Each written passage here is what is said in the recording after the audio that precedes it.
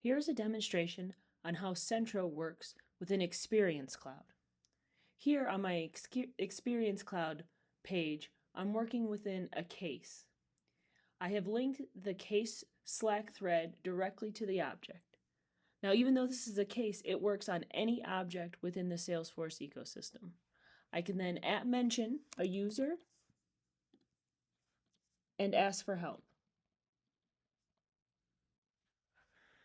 We can see that message post directly in Slack, as well as on the Salesforce object in the Lightning Web component provided by Centro. I can then message again directly from here.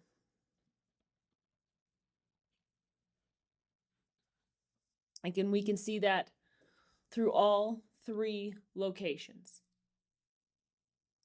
This is how Centro and Experience Cloud can help you remove the need for chatter on custom or standard objects. Please reach out with any questions.